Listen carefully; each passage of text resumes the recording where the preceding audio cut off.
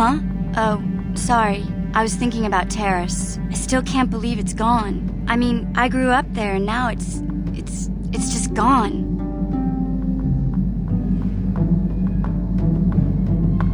Yeah, I know. The Jedi got rid of Revan, so I figure Malak's days are numbered too. But that doesn't make the pain go away, you know? Look, I'm not saying I can't go on or anything like that. It's a shock, you know? I mean, I knew the Sith were evil and all, but the reality of it kind of slaps you in the face. But I suppose that's why we need to stop Malak, right? The more time I spend dwelling on Terrace, the more chance some other planet will get wiped out. I guess that's what it comes down to. So don't worry about me. I'll be okay. And if you need my help against Malak or the Sith, I'll be there for you. Hey there, what can I do for you? No problem. Just so happens I've got one here I've been working on. Here you go. I'll just add it to our inventory. Anything else you need? No problem. Anything? No problem. No No No Sorry. Hey there, what can I do for you?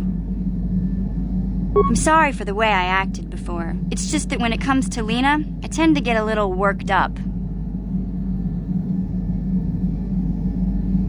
My brother and me had a good thing going. Sure, Griff had his run-ins with the law on Terrace, but we got by okay, until Lena came and ruined everything. She was a dancer at the cantina where my brother used to go play Pazik. Griff could be a real smooth talker, and it wasn't long before the two of them were dating. But Lena was used to dating rich Teresian nobles, guys with mountains of credits. Griff could never give her the lifestyle she was used to, no matter how hard he worked. I thought Lena would brush Griff off when she saw how poor he was, but for some reason, she stuck around. I guess she saw the potential for a big payday down the road. After they'd been together for a few months, Griff told me he was leaving Terrace. He and Lena were going to try and make their fortune off-world. He promised as soon as he made enough credits he'd come back and get me, and we'd all live like royalty. That was 2 years ago. I haven't seen him since. I don't even know where he went.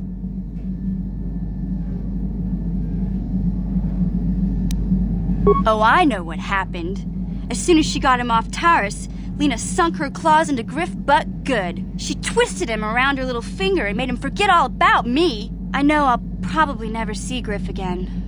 But part of the reason I came with you was the hope that I could find out what happened to my brother. Don't worry. I won't let the search for Griff get in the way of what we're doing. Let's just get back to the task at hand. Is there anything else I can help you with? Okay, have it your way.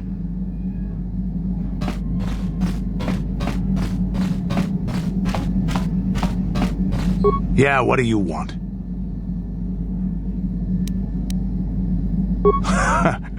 Stimulants make a warrior out of even the weakest human. Here's a speed-boosting stimulant to help you get quicker. There anything else you need? Hey, don't worry. I think you've got enough there as it is. You don't want to overload yourself on stims. Otherwise, you might destroy your adrenal system. A real warrior knows his own limits and doesn't overestimate himself. There anything else you need? I was one of the best youth warriors in the clan Ordo in my time. No one before me had mastered the power of our basilisk war droids as quickly as I had. Except Mandalore himself, of course. In those days, we were sweeping across the Outer Rim, destroying all who fought us. Young Mandalores would prove themselves in real combat with unknown opponents above 1,000 worlds. Each brought back stories of his achievements. I remember it well, orbiting high above a placid world, its defenses just stirring. As was tradition, I would go ahead of the first wave to find enemies in the thickest fighting. I remember sitting there in my armor, linked directly with a basilisk thrumming beneath me, my heart racing with fear of the coming battle. The doors opened in front of me, and the air was sucked out of the drop bay, scattering crystals of frozen vapor across my path. I can't describe what it feels like to look directly down at a world, falling continuously as you circle it, with barely 15 centimeters of armor plate protecting you. When the magnetic locks disengaged on my droid, I plunged out of the drop bay towards the battle that waited below. The exhilaration, the euphoria I felt as I streaked into the atmosphere, dodging self-guided projectiles and beam weapons, was unmatched. An 80-kilometer plunge through the atmosphere, dodging and weaving, the outside of my armor glowing like the sun with the heat of re-entry. And with barely 30 meters to spare, I twisted and skimmed the surface, firing at the giant beam generators that were in my path. The explosion from that sent shock waves that leveled the entire complex around it. It was the moment of my life.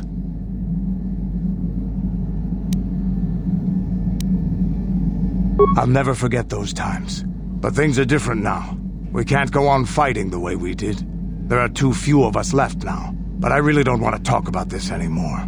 I trust I've satisfied your curiosity for now. Is there something else you want to know? Your choice. I'm here if you want something done right. Yeah, what do you want? You want another war story, huh? You want to hear about some other world getting wasted, eh? I knew you were the type. Your stagnant Republic has never seen some of the strange creatures and races we fought on the Outer Rim in those years. And you never will now. If a world isn't strong enough to defend itself, it's basically forfeit. But this story is about something a little different. We were going through the asteroid fields of the Crispin system at the very edge of the galaxy, playing with the pirates and smugglers we found there. The main belt in the Crispin system consists of mainly small rocks covered in frozen methane gas shells, and the pirates were using them for cover. Ha!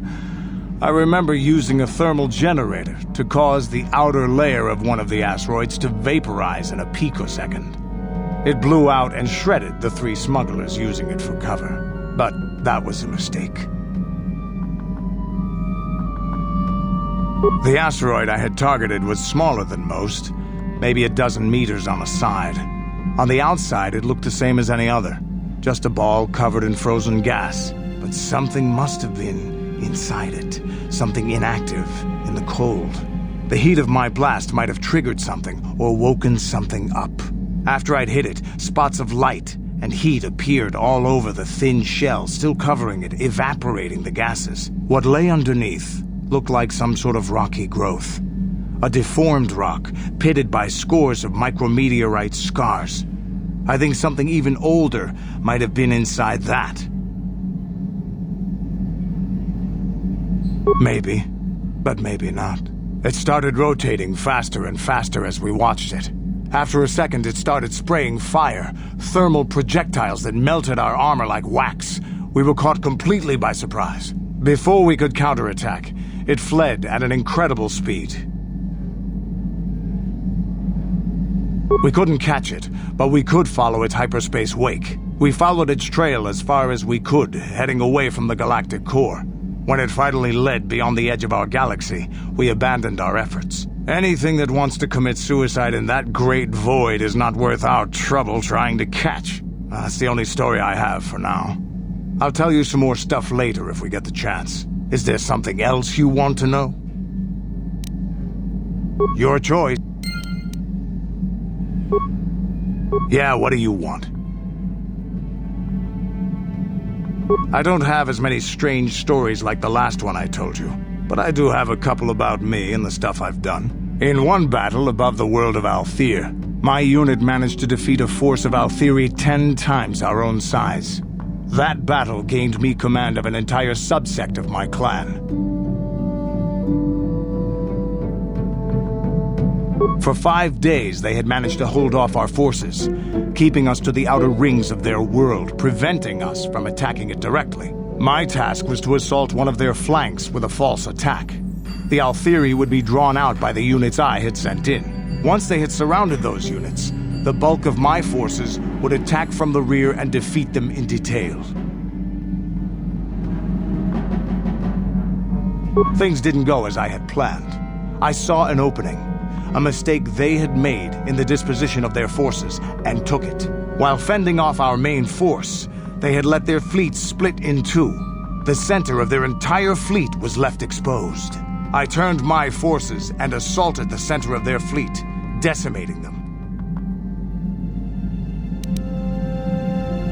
Their slow, ponderous ship could not turn to face us without being overwhelmed. The command vessels were destroyed in seconds. Their ranks were thrown into chaos. It was amusing to watch the surviving ships scatter and flee. Several even tried to dive through the plane of the rings to escape us. They were shredded by the rings, or crashed into rocks, or were destroyed by our forces as we pursued them. Warriors do not flee from a battle if they are losing. They fight to the end, as we did against your Jedi Revan. Another time, maybe, I'll tell you about how the war with the Republic went. For now, let's just get on with things. Is there something else you want to know? Your choice.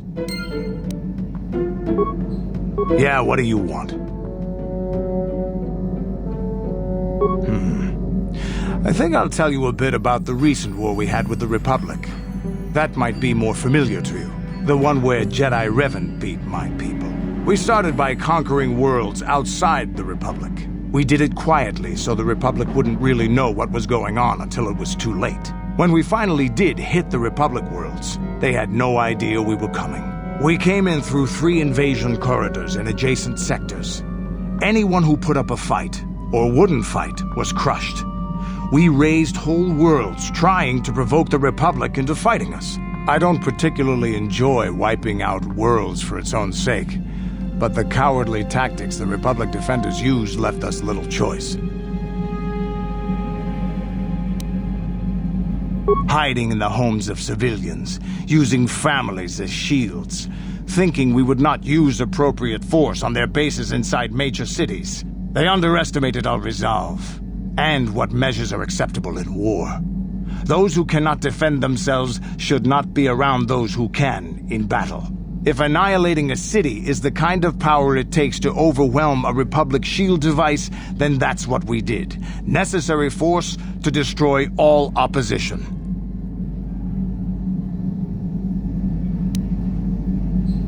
I have no time or patience for cowards.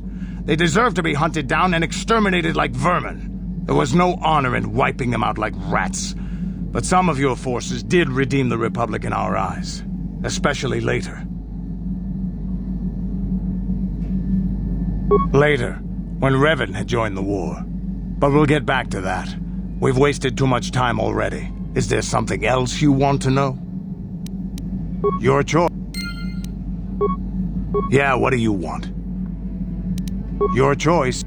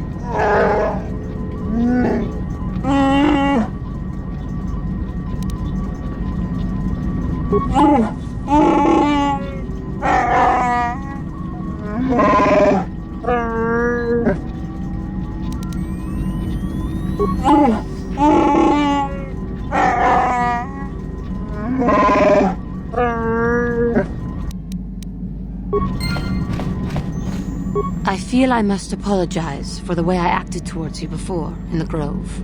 It was wrong of me. I am sorry for attacking you.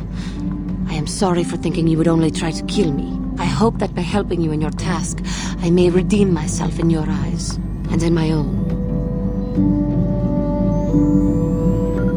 Thank you. It is most reassuring to know that you can forgive me, even though I tried to take your life. I can only hope that, in our time journeying together, I will succeed. How may I be of assistance to you, Padawan? What is it you would like to speak to me about? How I came to be a Jedi? I am sure you would not find it very interesting. Are you sure you would like to hear? Well, it goes back a number of years. Back on my homeworld, we did not see Jedi very often, especially where I lived.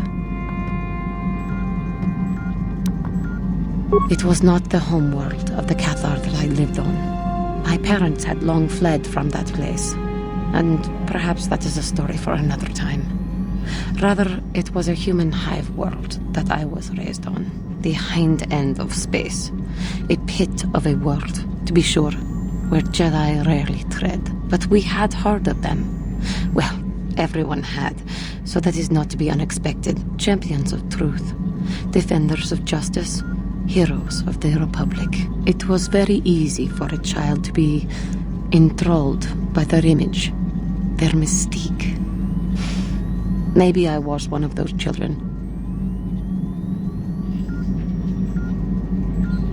Yes, I did. When I saw a Jedi for the first time, they lived up to everything my imagination had created them to be. I was awed, and maybe a little enamored. From that moment on, I knew that I would have to try to become a Jedi, to lift myself out of the rut I had been living in for years, and to make a real difference as the Jedi wore.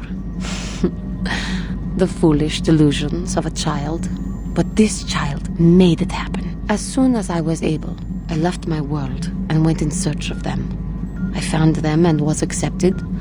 I had been living my dream on Dantooine for several years before you came, although perhaps I was not entirely ready for it, or not completely suited to the task. Otherwise, I would not have fallen. But thanks to you, I have been redeemed. Perhaps I may yet live to see that dream of mine come true. Come, there is much we should do. Let us not waste time talking. Action is what is needed. How may I be of assistance to you, Padawan? What is it you would like to speak to me about? I thank you for your concern, but I am still a bit shaken. I have been thinking about myself, about Contre, and about my fall to the dark side. I keep thinking that it was my anger that drove me that far, that nearly damned me. I look inside myself now and I can still see it. I still feel it.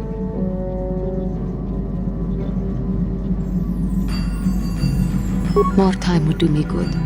Time to distance myself from that anger. I think that is why the council agreed to send me with you. They think, perhaps, that in your company, I will be able to free myself from it.